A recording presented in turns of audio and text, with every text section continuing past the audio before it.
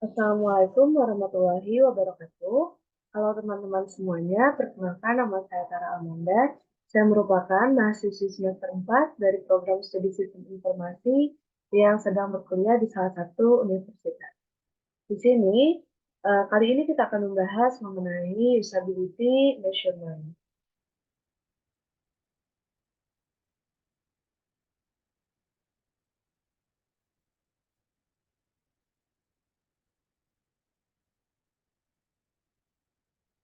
Ya, teman-teman semua, di sini sudah terlihat bahwa kita akan membahas usability measurement.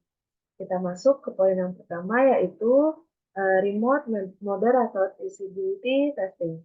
Jadi remote moderator usability testing ini uh, dengan think aloud protocol adalah metode pengujian yang dilakukan dari jarak jauh di mana partisipan diminta untuk mengungkapkan pikiran mereka secara verbal saat mereka menyelesaikan tugas-tugas tertentu pada suatu produk atau sistem. Dalam proses ini, moderator berinteraksi dengan partisipan secara real-time melalui alat komunikasi online seperti video conference atau software khusus untuk pengujian usability. Namun, tidak hanya menggunakan remote moderator saja, usability testing ini bisa dilakukan secara tatap muka bersama partisipan. Di sini saya sudah mencoba sistem saya untuk diuji cobakan kepada partisipan. 3 partisipan yaitu yang pertama ada Farhan Zahiri, beliau merupakan owner Cereng Cinta dan merupakan salah satu mahasiswa dari salah satu universitas. Di sini juga terdapat partisipan kedua yaitu Feberti Dasme Saragi. Beliau merupakan HRD PT Alda Delta Indonesia. Dan yang ketiga itu ada Eva Kusuma Mustiko Aji Sinaga yang merupakan marketing dari PT Global Mandiri Indonesia. Oke, nextnya di sini kita masuk ke effectiveness task completion, di mana effectiveness task completion ini mengacu pada sejauh mana suatu tugas berhasil diselesaikan, memenuhi tujuan dan sasaran yang dimaksudkan. Hal ini tidak hanya mencakup penyelesaian tugas, tetapi juga memastikan bahwa hasil yang diinginkan tercapai dengan cara yang efisien dan memuaskan. Terus juga di sini effectiveness task completion diukur dengan keberhasilan pekerjaan task dan dengan menghitung jumlah kesalahan yang dilakukan selama interaksi dengan sistem. Task completion ini juga diberi rating atau nilai di mana jika 100 yaitu berhasil mengerjakan task secara langsung atau direct sukses tanpa adanya kendala yang terjadi. Nah, diberikan nilai 50 jika berhasil mengerjakan tes dengan membutuhkan waktu yang lebih lama dalam menganalisis aplikasi yang sedang diuji dan terjadi berbagai macam error atau kendala pada saat pengerjaannya atau indirect sukses. Nah, diberikan nilai 0 jika gagal ataupun menyerah dalam mengerjakan tes yang diberikan. Di sini juga terdapat contoh yang bisa dilihat, yaitu terdapat 5 informan. Dari 5 informan ini mereka mengerjakan 6 task, 6 task. Nah, di sini sebagai contohnya efektivitas pada pengerjaan task satu saja yang diambil, yaitu pada informan pertama diberi nilai 100, informan kedua 100, informan ketiga 100, informan keempat 100, dan informan kelima 50. Jadi efektivitas 450 dibagi 5 dikali 100%, di mana 450 merupakan total dari informan yang berhasil menyelesaikan task 1. Setiap keberhasilan diasumsikan mendapatkan 100 poin seperti penjelasan pada poin A. Sedangkan 5 merupakan total informan yang mengerjakan task 1 di sini. Nah, di sini juga pada sistem yang saya sudah uji cobakan kepada partisipan saya, yaitu hasil usability testingnya didapatkan bahwa partisipan 1 dan 2 ketika melakukan tes sedikit membutuhkan waktu dalam menganalisis aplikasi, tetapi sukses dikerjakan. Nah, sedangkan pada partisipan ketiga, ketika partisipan melakukan tes, tidak ada kendala sama sekali setelah diberi perintah. pengerjaan tes dilakukan tidak lebih dari 1 menit.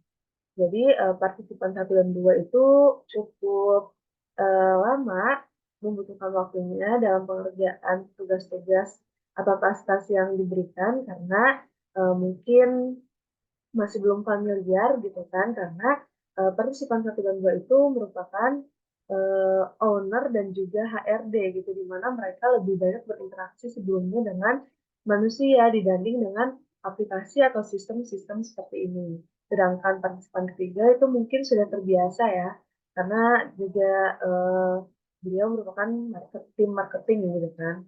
Nah jadi, hasil usability testing-nya bisa yang diberikan itu bisa dikalkulasikan, eee, untuk partisipan 1 dan 2 itu masing-masing 50, sedangkan untuk partisipan ketiga itu, 100. Jadi, totalnya adalah 150 dibagi 3 dikali 100%. Jadi masing-masing itu ada 50 poin, gitu. Oke, kita masuk ke effectiveness error rate-nya, di mana, effectiveness error rate ini adalah ukuran yang menunjukkan seberapa sering kesalahan terjadi dalam dalam suatu proses atau sistem. Ini biasanya dinyatakan sebagai persentase atau proporsi dari total kesempatan atau kejadian di mana kesalahan dapat terjadi. Diukur juga dengan keberhasilan pengerjaan tes dan dengan menghitung jumlah kesalahan yang dilakukan selama interaksi dengan sistem. Nah, di sini juga, kita sudah mengujikan kepada partisipan kita dan hasil usability testing-nya menunjukkan bahwa partisipan 1 dan 2 pengerjaan, berhasil, akan tetapi partisipan membutuhkan waktu untuk menganalisis sistem yang dibuat. Jadi rating atau nilai error rate-nya berada di 0,5, di mana deskripsinya itu ada masalah yang ditemukan, baik dari sisi sistem maupun human error. Nah, sedangkan pada partisipan ketiga itu partisipan tidak menemukan masalah baik dari sistem maupun human error. Jadi error rate-nya diberikan, poin 0, yaitu task yang tidak terdapat masalah. Sedangkan jika ada partisipan yang, gagal dalam pengerjaannya, maka diberikan poin atau nilai 1, gitu. Di sini juga terlihat, ada error rate example-nya. Mungkin teman-teman di sini juga bisa, membacanya gitu, bahwa, tes 5 adalah tes yang paling sulit dikerjakan dengan rata-rata keberhasilan pengerjaan 50%. Lalu kita masuk ke time completion rate, di mana waktu pengerjaan setiap tes secara individu dan waktu rata-rata pengerjaan tes oleh semua informan. Perhitungan waktu pengerjaan setiap tes ini dimulai pada saat informan mengerjakan tugas dan berakhir setelah informan menyelesaikan goals dari tes tersebut. Begitupun pada saat informan menyerah untuk menyelesaikan tes. Nah, di sini juga example-nya bisa dilihat bahwa partisipan pertama mengerjakan tes 1 selama 15 detik, sedangkan partisipan kedua itu sebanyak 11 detik. Sedangkan partisipan pertama mengerjakan tes 1 selama 15 detik dan tes 2-nya 11 detik. Sedangkan partisipan kedua itu tes 1-nya dikerjakan selama 8 detik dan tes 2-nya selama 30 detik. Partisipan ketiga melakukan tes 1 selama 5 detik, tes keduanya 20 detik, yang partisipan keempat itu selama 1 menit, tes pertamanya dan tes keduanya itu 10 detik.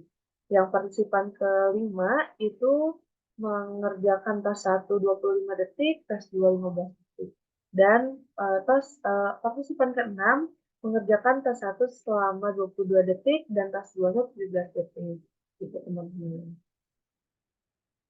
Nah, untuk hasil usability testing dari sistem yang, saya buat itu, eee, partisipan 1 dan 2, mengerjakan tasnya hanya 1 dan partisipan, eee, sorry ini, salah ketik, partisipan 1 dan 2 membutuhkan waktu hampir 3 sampai 4 menit pengerjaan. Sedangkan partisipan ketiga tes yang dikerjakan hanya satu dan partisipan hanya butuh waktu 45 detik saja untuk mengerjakan tes yang diberikan tersebut. Kalau kita masuk ke sistem usability scale, jadi hasil usability testing dari sistem usability scale itu ada penilaian global aspek usability atau efektivitas, efisiensi, dan kepuasan secara subjektif yang dirasakan oleh pengguna terhadap suatu sistem yang sedang diuji menggunakan skala Likert.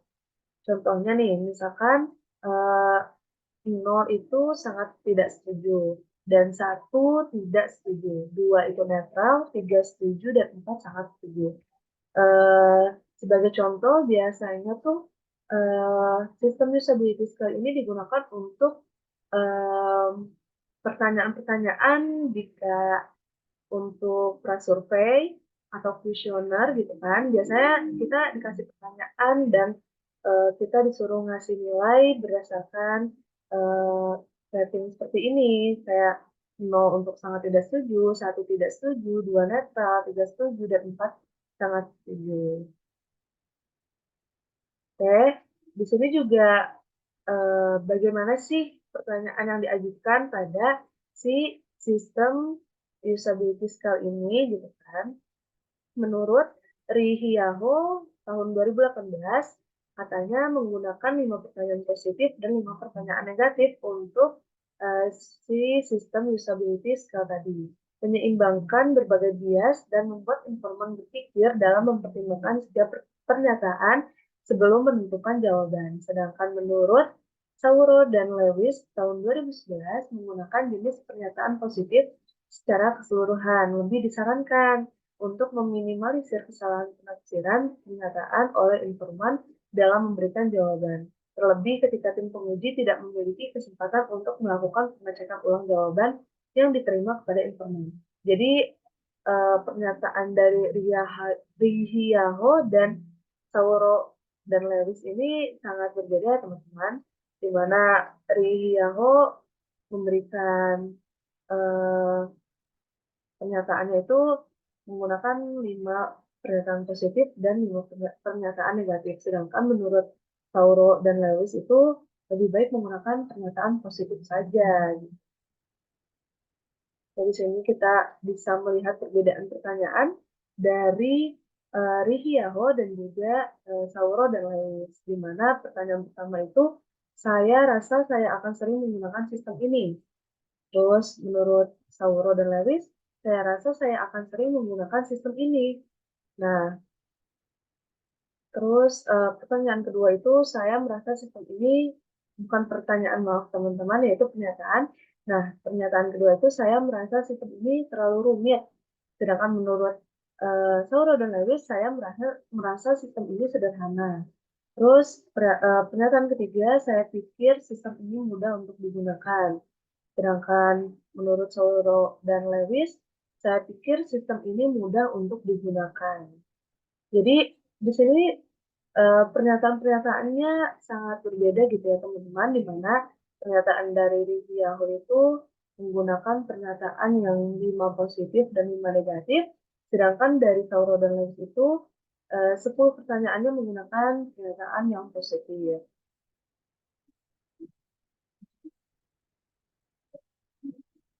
Eh, teman-teman di sini juga ada pernyataan dari Lewis, jika ada pernyataan yang terlewat oleh informan, maka diberikan nilai 2 netral bagi yang menggunakan skala 5, 0 sampai 4, dan nilai 3 netral bagi yang menggunakan skala 7, 0 sampai 6.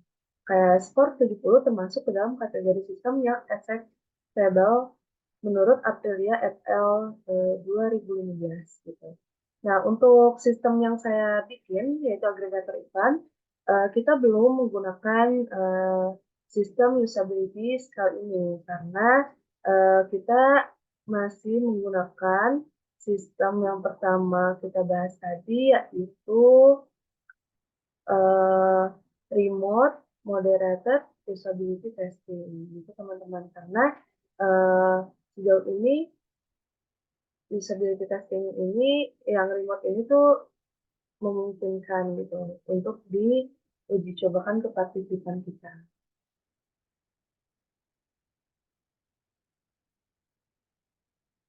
Nah, di sini juga summary-nya umumnya akan diberikan segera setelah informan menyelesaikan tes.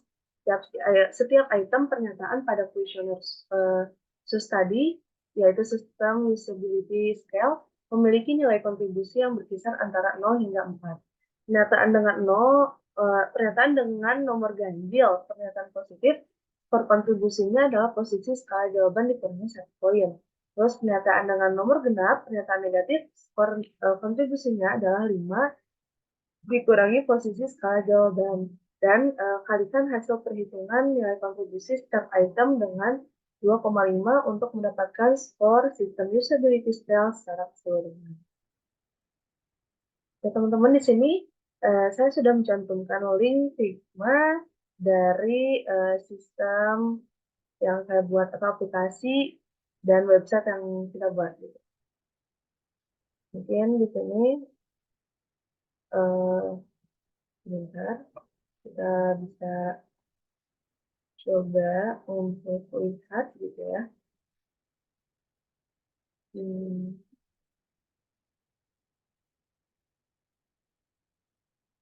Nah, teman-teman, di sini teman-teman bisa lihat jadi saya dan tim itu melakukan pengujian kepada partisipan hanya satu tas saja, di mana itu terdapat di kategori atau fitur Edge Request. Nah, jadi partisipan di sini diminta untuk mengisi title atau judul apa yang mau diberikan, terus tipe tipe dokumennya gitu kan, tipe filenya apa, misalkan image gitu. Terus di sini juga partisipan diminta untuk masukin sebuah file gitu berupa JPG, PNG atau PDF gitu kan. Terus juga partisipan diminta untuk masukin caption dan location tag-nya. Setelah itu partisipan bisa submit di sini dan filenya akan terupload atau tersimpan gitu. Add request sendiri itu digunakan untuk apa namanya pengguna yang mempunyai brand atau produk gitu yang mereka ingin produknya diiklankan gitu kan. Sedangkan untuk ad vendor sendiri itu digunakan untuk para publisher yang mempunyai apa ya seperti misalkan billboard jalan gitu atau eh, apa namanya yang mempunyai sistem-sistemnya untuk pempublikasian iklan di tempat-tempat gitu. Jadi sebenarnya fiturnya sama saja seperti AdWords, makanya dari tim kita itu hanya menguji cobakan satu tas saja. Gitu. Nah,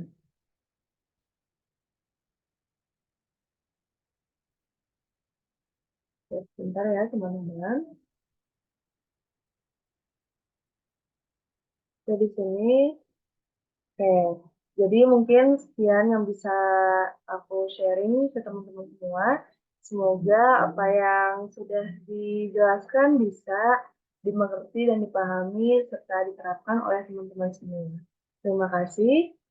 Assalamualaikum warahmatullahi wabarakatuh.